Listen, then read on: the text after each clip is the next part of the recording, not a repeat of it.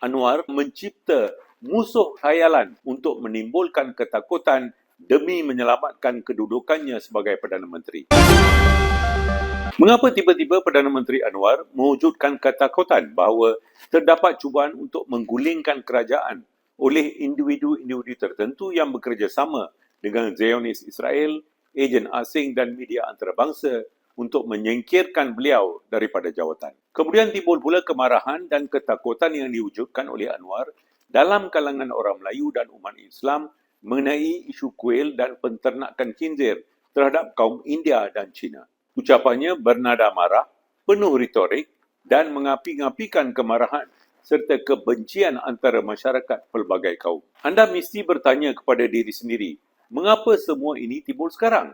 Anwar telah mencipta musuh khayalan dalam kalangan rakyat untuk menimbulkan ketakutan demi menyelamatkan kedudukannya sebagai Perdana Menteri. Kepimpinannya dipenuhi dengan pelbagai skandal demi skandal dan rakyat semakin marah. Anwar menggunakan helah sama yang digunakan oleh Trump. Trump terpalit dengan skandal besar selepas pendedahan fail Epstein dan bahawa Trump terlibat dalam dakwaan seksual yang melibatkan kanak-kanak bawah umur. Bagi mengelakkan skandal ini dan kemungkinan penyingkirannya daripada jawatan Presiden oleh Kongres Amerika Syarikat, Trump mencipta musuh khayalan iaitu Iran dan mengatakan Iran adalah ancaman kepada Amerika Syarikat lalu menyerang Iran. Sejurus selepas serangan itu, isu fail Epstein dilupakan oleh masyarakat Amerika Syarikat. Begitu juga Anwar berjaya mengalihkan pemikiran rakyat Malaysia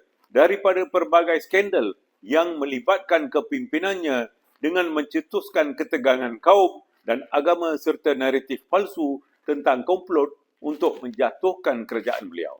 UMNO, parti yang bersumpah sebagai pelindung bangsa Melayu dan agama, berkemungkinan sedang memberi tekanan kepada Anwar selepas beliau tidak menghormati institusi diraja dengan menandatangani perjanjian dengan Donald Trump tanpa mendapatkan perkenan yang di-Pertuan Agong dan Majlis Raja-Raja. Ini merupakan satu pengkhianatan serius terhadap sumpah jawatan yang diambil oleh Anwar untuk melindungi institusi diraja dan perlembagaan. Sehingga hari ini, Anwar masih belum menjawab persoalan penting mengapa beliau menandatangani perjanjian dengan Trump tanpa mendapatkan perkenan yang di-Pertuan Agong, Majlis Raja-Raja dan kelulusan Parlimen terlebih dahulu. Beliau mengelak daripada menjawab soalan ini dengan memberikan alasan yang paling tak masuk akal bahawa perjanjian tersebut masih belum diratifikasi dan kerajaan masih berunding dengan Amerika.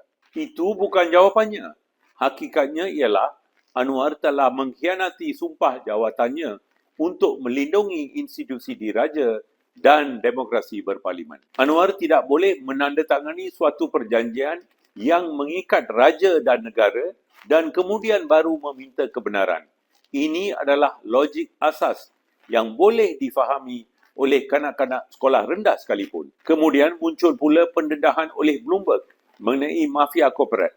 Ini merupakan salah satu skandal terbesar dalam kepimpinannya. Untuk mengalihkan perhatian rakyat daripada pengkhianatan Anwar terhadap sumpah jawatannya untuk melindungi institusi diraja dan demokrasi berparlimen serta tentangan besar terhadap pelbagai skandal yang menjejaskan kerajaannya, beliau mencipta musuh-musuh khayalan. Beliau mengapi-ngapikan semua rakyat Malaysia mengenai dakwaan komplot untuk menjatuhkan kerajaan dan kononnya melibatkan Zionis Israel, ejen-ejen asing dan media antarabangsa. Marilah kita berwaspada terhadap pembohongan Anwar ini.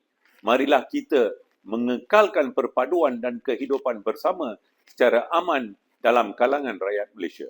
Marilah kita bekerjasama dengan semua pihak tanpa mengira kecenderungan politik untuk mempertahankan institusi diraja, demokrasi berparlimen dan mewujudkan sebuah negara yang mana rakyatnya hidup saling hormat menghormati dan aman damai.